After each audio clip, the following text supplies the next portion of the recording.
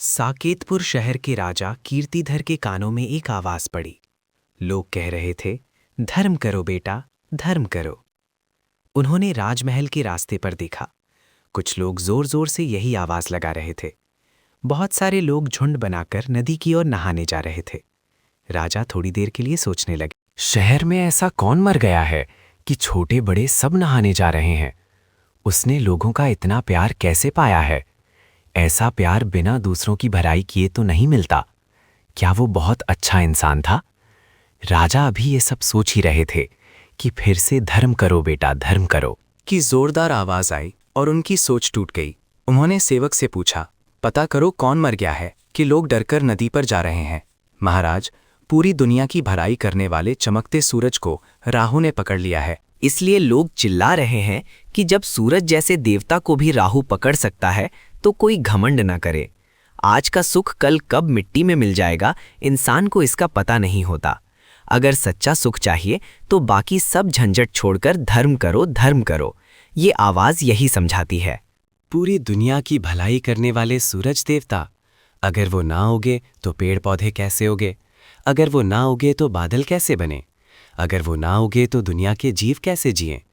ऐसे सबको बचाने वाले को भी राहु पकड़े, उसका मुंह काला हो जाए और उसे देखकर लोग नहाने लगें।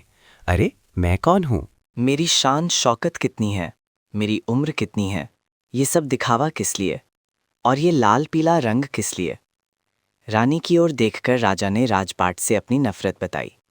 उन्होंने कहा, देवी, इंसान की जिंदगी कितनी छोटी है। धन दौलत और राजपाट पाने और बचाने में कितनी परेशानी है। और उससे फायदा भी क्या है? ये कैसी मोह माया है और इस पर कैसा भरोसा? मंत्रियों, तुम मेरे सलाहकार हो, सच्चे सलाहकार नहीं। मैं सुख भोग में डूबा रहता हूं, पर कल मिट्टी में मिल जाऊंगा। क्या तुमने मुझे ये सलाह दी है? मैं राजाओं का राजा हूं, सबसे बड़ा हूं। मेरा कोई मालिक नहीं है। ऐसा रौब मेरे सामने रखकर क्या तुमने मुझे छोटा होते हुए भी बड़ा बनाकर धोखा नहीं दिया? तुम क्या करोगे? तुम कहाँ त्यागी, निस्वार्थ या दुनिया की भलाई करने वाले हो? मेरे परिवार में तो मेरे पिता ने राजपाट को घास जैसा समझा और दीक्षा ली। दादा ने दीक्षा ली, चाचा ने दीक्षा ली, और मैं ही एक छोटा सा इंसान हूं जो राजपाट के कूड़े में फंसा हुआ हूं। इस तरह राजा कीर्तिधर के सामने अपने पूर्वजों की लंबी कतार आने लगी। साकेतपुर शहर में राजा विजय दादा और उनकी रानी हिमचला दादी थे।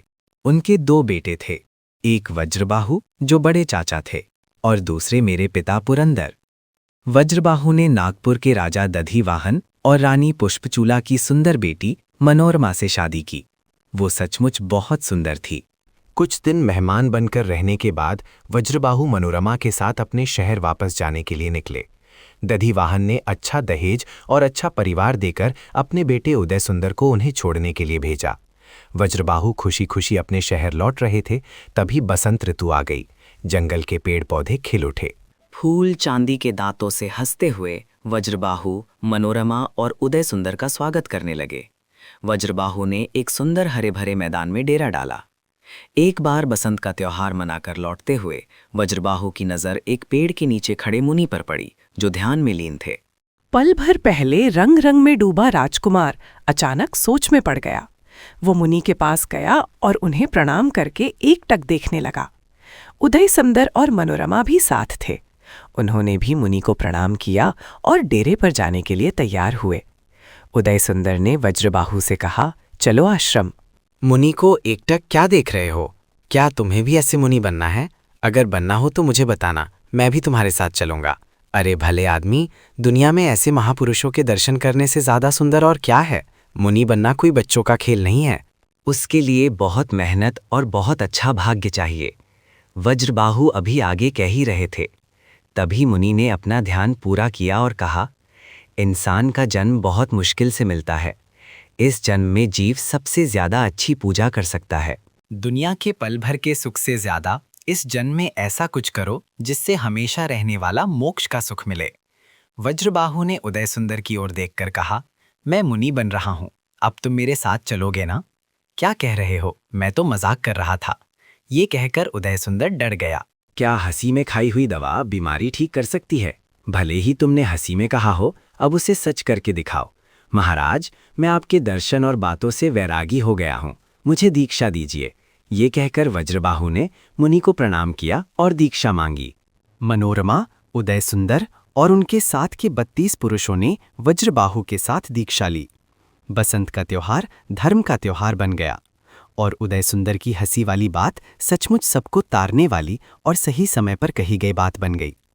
ये खबर दादा राजा विजय ने सुनी। वो वज्रबाहु की दीक्षा से परेशान नहीं हुए, बल्कि उन्हें शाबाशी दी और बोले, भाग्यशाली बेटा है जिसने जवानी में ही संयम लिया, और मैं तो अभी भी संसार में फंसा हूं। तुरंत उन्होंने अपने पिता पुरंदर को राजपाट सौंपा और दीक्षा ली। पिता पुरंदर भी थोड़े ही समय में मुझे राजपाट सौंपकर दीक्षा के पवित्र रास्ते पर चले गए। जैसे कोई सपने से जागकर अचानक बोलता है, वैसे ही कीर्तिधर ने मंत्रियों से कहा, मंत्रियों, मुझे ये दुनिया अच्छी नहीं लगती। राजपाट और सुखभोग डरावने लगते हैं। किसी सही आदमी को राजपाट पर बैठाओ और मुझे इस बोझ से आज़ाद करो। महाराज, राजपाट का अधिकारी कोई खरीदा नहीं जाता, वो तो परिवार के संस्कारों से ही मिलता है। अगर राजघराने में ही ऐसा अधिकारी पैदा हो तभी सच्चा अधिकारी मिलता है। और आप अकेले अपने फायदे के लिए लाखों लोगों की भलाई का विचार न करें, क्या ये ठीक है? राजा कीर्तिधर उलझ गए और राजपाट के वारिस की चिंता में पड़ गए।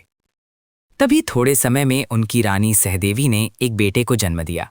रानी और मंत्री अच्छी तरह जानते थे कि अगर राजा ये सुनेंगे कि बेटा पैदा हुआ है तो वो तुरंत संयम के रास्ते पर चले जाएंगे, इसलिए उन्होंने ये बात छिपाई। पर यह बात कब तक छिपी रहती? 15 दिनों में ही बात बाहर आ गई और राजा को पता चला कि मेरा बोझ उतारने वाला बेटा पैदा हुआ है। राजा ने 15 दिन के बेटे को सभा में बुलाया, उसका नाम सुकोशन रखा और मंत्रियों तथा लोगों के सामने कहा कि तुम्हें जिस राजपाट के अधिकारी की इच्छा थी वो मिल गया है। मैं संयम ले रहा हूं। सबने दुखी मन से हाँ कहा और राजा कीर्तिधर मुनि कीर्तिधर बन गए। लोग और मंत्री छोटे राजा सुकोशल का राजा कीर्तिधर की तरह बहुत मान सम्मान करते हैं और उसे रत्न की तरह पालते हैं। राजमाता सहदेवीन बेटे को बड़ा होते और लोगों का प्यार देखकर खुश होती हैं। फिर भी एक बात उनके दिल में चुभती रहती है कि उनके पति का परिवार जवानी में ही राजपाट छोड़कर संयम के रास्ते पर चलता है, और कहीं ये मेरा बेटा सच्चा राजा बनकर दुनिया जीतने से पहले ही संयम के रास्ते पर ना चला जाए। इसलिए उन्होंने शहर में आने वाले साधुओं को रोक दिया और जो थे उन्हें दूर हटा दिया, क्योंकि कहीं किसी साधु को देखकर उसे त्याग के संस्कार न जाग जाएं। देखने से ही हमेशा विश्वास और जानने की इच्छा पैदा होती है। सुकोशल कुमार दिन ब दिन बड़े होते गए और जवान हो गए। सहदेवी ने उसकी शादी सुंदर राजकुमारियों से करवा दी और उनके सुख से खुश होती सहदेवी भी सुख से समय बिताने लगी। मुनि कीर्तिधर गांव-गांव घूमते हुए साकेतपुर पहुंचे। बूढ़े द्वारपाल ने राजर्षि को पहचान लिया, इसलिए उन्हें शहर में घुसने से नहीं रोका। मुनिराज इस तरह भोजन के समय शहर में आते हैं और भोजन लेकर वापस शहर के बाहर चले जाते हैं। एक बार सहदेवी और सुकोशल की धाय माँ महल की खिड़की पर बैठी थीं। सहदेवी ने दूर दोपहर में भोजन के लिए निकले कीर्तिधर को देखा। देखते ही उनका सिर झुक गया, पर साथ ही मोह भी उमड़ पड़ा। और वो सोचने लगीं कि अगर सुकोशल इस महान मुनि से मिलेगा तो राजपाट छोड़कर संयम के रास्ते पर चला जाएगा और पति के बिना मैं बेटे के बिना हो जाऊंगी और राजपाट राजा के बिना हो जाएगा। तुरंत उन्होंने सेवकों को बुलाया और धक्के मारकर उन मुनि को शहर से बाहर निकलवाया। शांति के सागर मुनि कीर्तिधर ने अपने दिल को समझाया कि हे जीव, गुस्सा मत कर, इस राजपाट या राजा से तुझे क्या लेना देना है। थोड़े समय बाद सुकोशल ने धाय माँ को सिसक सिसक कर रोते देखा। उसने उनसे पूछा, माँ क्यों रो रही हो? क्या बताऊं बेटा, राजा जैसे राजा तुम्हारे पिता कीर्तिधर मुनि 1 महीने के उपवास के बाद शहर में आए और तुम्हारी माँ ने धक्के मारकर उन्हें शहर से बाहर निकाल दिया। साधुओं के प्रति प्यार तो गया ही, पर हमारी इंसानियत भी खत्म हो गई। राजर्षि के दर्शन के लिए तो लोगों और राजा सबको खुशी से दौड़ना चाहिए, उसके बजाय हम उन्हें धक्के मार रहे हैं। माँ ऐसा क्यों हुआ होगा? बेटा, सहदेवी को मन में ऐसा था कि कहीं तुम उनके संपर्क में आकर साधु न बन जाओ। मोह इंसान को सही गलत सोचने कहाँ देता है। कम कर्मों वाले सुकोशल ने ढोल बजाया। वो और पूरा शहर राजर्षि को प्रणाम करने निकले। शर्मिंदा हुई राजमाता सहदेवी भी प्रणाम करने निकली। मुनि ने वैराग्य से भरी बातें बताईं। बातें सुनने के बाद सुकोशल बोला, हे भगवान, आपके दर्शन से मेरा जन्म सफल हो गया है। आप मेरे पिता हैं, मैं आपका बच्चा हूं। आपको भलाई संयम में लगी, तो क्या मेरी भलाई संयम में नहीं है? हे पिता, मुझे संयम का अमृत पिलाइए। सुकोशल फिर माँ की ओर मुड़ा और कहा, माँ, मैं तुम्हारा प्यारा बेटा हूं, तुम मुझे संयम लेने की इजाजत दो। बेटे की भलाई और सुख माँ चाहती है। मेरी और सबकी भलाई आखिर संयम में ही है। पत्नी की ओर देखकर सुकोशल ने कहा, हे प्रिय, तुम मेरे रास्ते में रुकावट मत बनो। राजपाट को संभालने वाला तुम्हारा बेटा होगा, क्योंकि अभी तुम गर्भवती हो। सुकोशल ने मोह की नींद छोड़ी, इजाजत ली और संयम लिया। और पिता पुत्र दोनों ने यात्रा शुरू की। सुकोशल ने कनकवली आदि बहुत तपस्या करके शरीर को सुखाया और पिता पुत्र दोनों मौदगिल्य पर्वत के पास ध्यान में लीन रहे। सहदेवीन बेटे के बिना हो गईं। लोगों से निंदा सुनकर थोड़े समय बाद वो मर गईं और बाघिन बन गईं।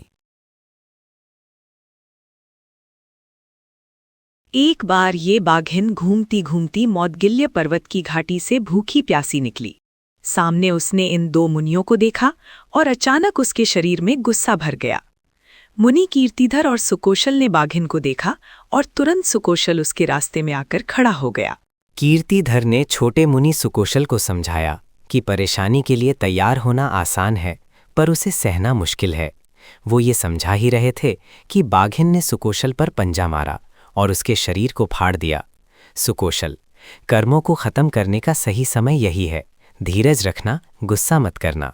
बहुत अच्छे भाग्य से ही त्यागी मुनियों को ऐसी कड़ी परेशानियां मिलती हैं और उनमें वे अपनी भलाई करते हैं। सुकोशल ने सोचा, मैंने नरक और निगोद में इससे भी ज्यादा कड़ी परेशानियां कई बार सही हैं, पर वे संयम की समझ से नहीं सही थीं, इसलिए भलाई नहीं हुई। उसने बाघिन पर गुस्सा नहीं किया और ना ही उसकी नासमझी पर गुस्सा किया।